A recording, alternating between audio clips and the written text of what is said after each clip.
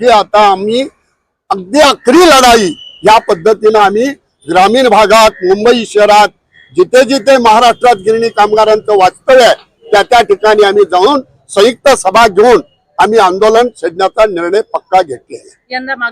आमचे नेते राष्ट्रीय मिलमजूर संघाचे अध्यक्ष सचिन भाऊ अहिर राज्यमंत्री असताना त्यांनी हा प्रश्न उचलून धरला होता आणि त्यांनी गिरणी कामगारांना नाहीतरी 15 ते 16 हजार घरं त्या काळामध्ये दिली।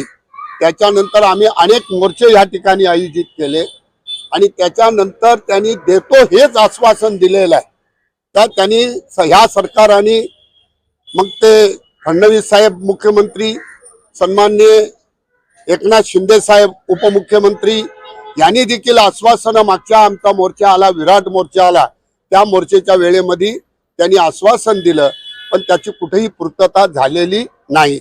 तेही आम्ही लढा केल्यानंतर ते 17 कलम रद्द करण्यात आलं।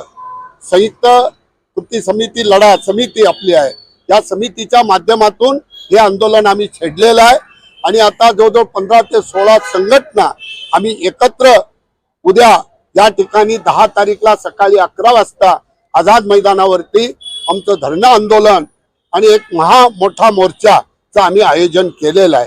त्या ठिकाणी सर्व विरोधी पक्षाचे जे नेते आहेत त्यांना देखील आम्ही त्या आंदोलनामध्ये सहभागी करून घेतलेले आहेत आणि सत्ताधारी येऊन जरी आम्हाला आश्वासन दिलं तरी त्यांचं जाहीर स्वागत करू, कारण शेवटी हा श्रमिकांचा प्रश्न आहे। हा गिरणी कामगार स्वतंत्र महाराष्ट्राच्या चळवळीमध्ये त्यांचं मोठं योगदान आहे। आज जवळपास त्या ठिकाणी 100 कामगारांचं बलिदान झालं, 101 कामगारांचं, त्याच्यामध्ये जवळजवळ 26 ते 23 कामगारांचं हे गिरणी कामगारांचं बलिदान झालेलं आहे। म्हणून ह्या देशाची आर्थिक राजधानी या गिरणी कामगारांनी वाचवलेली आहे। या देश आणि हा महाराष्ट्र आणि ही मुंबई त्याला म्हणतो आपण आर्थिक राजधानी, ही गिरणी कामगाराच्या श्रमातून घडलेली आहे।